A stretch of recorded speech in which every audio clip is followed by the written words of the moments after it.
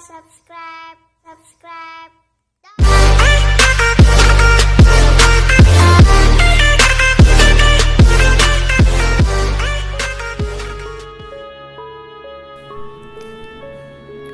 Gugurnya Raden Jurit atau Pangeran Cakraningrat IV.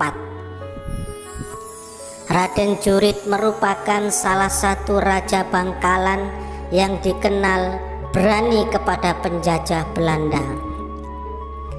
Cakraningrat IV ini sangat ahli di bidang perang, bahkan nama besarnya sampai ditakuti tentara Belanda.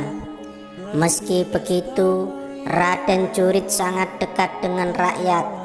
Raden Jurit merupakan putra dari Raden Undaan yang tidak lain adalah Cakraningrat II. Raden Jurit naik tahta menjadi raja setelah kakaknya, yaitu Raden Tumenggung Sosro Hadiningrat. Raden Jurit diangkat menjadi Raja Bangkalan pada tahun 1718. Saat itu pusat kerajaan berada di Desa Sembilangan, Kecamatan Kota Kabupaten Bangkalan. Di bawah kepimpinan Raden Jurit, masyarakat Madura Barat sejahtera. Pasalnya, rakyat tidak perlu memberi upeti berupa beras kepada VOC. Selain itu, rakyat tidak perlu membayar bea pelabuhan Jawa Timur ke VOC. Kemudian, VOC mencoba berunding dengan Cakraningrat IV pada Juli 1744, tetapi ditolak pada Februari 1745. VOC menyatakan Cakraningrat IV makar. Lalu Cakraningrat IV angkat senjata. Awalnya pasukan VOC kewalahan terhadap perlawanan dari Cakraningrat IV. Tapi arus berbalik, akhirnya Cakraningrat IV terpaksa lari ke Banjarmasin. Namun Sultan Banjarmasin mengkhianati dan menyerahkan Cakraningrat IV kepada VOC. Selanjutnya Cakraningrat IV dibawa ke Batavia dan dibuang ke Tanjung Harapan di Afrika Selatan. Karena itu ia mendapat julukan dari rakyat sebagai Panembahan Sidingkap. Di daerah pengasingannya, Raden Jurit sempat menyebarkan agama Islam. Dinasti Cakraningrat hanya ada 4. Pertama yaitu Raden Praseno atau Cakraningrat I, yang disusul dengan Raden Undaan atau Cakraningrat II. Lalu Cakraningrat III yakni Raden Tumenggung Sosro Adiningrat. Yang terakhir yaitu Raden Jurit sebagai Cakraningrat IV. Raden Jurit adalah sosok raja yang dikenal pemberani dan ahli perang. Dia merupakan pangeran paling tampan di antara pangeran Bangkalan yang lainnya.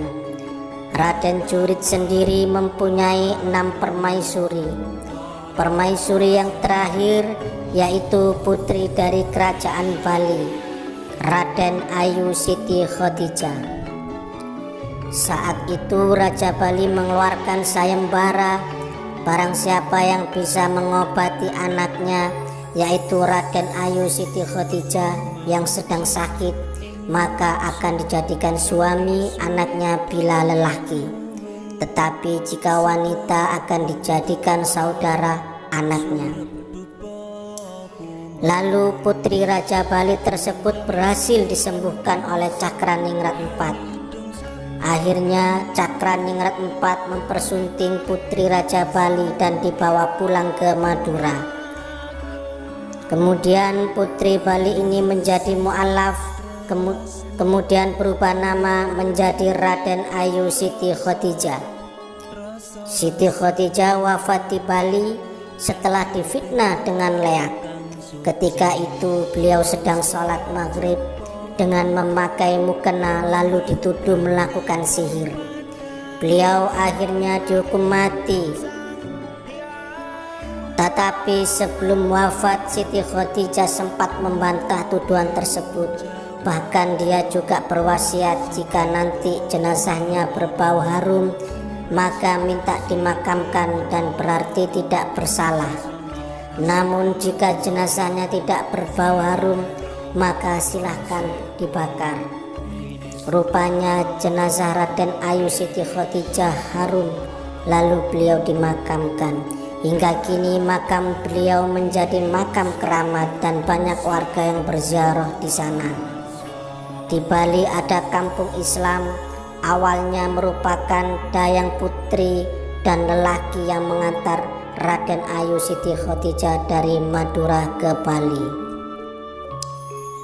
Sedangkan Cakraningrat IV sendiri kini dimakamkan di pemakaman Air Mata, Desa Buduran, Kecamatan Arosbaya, Kabupaten Bangkalan.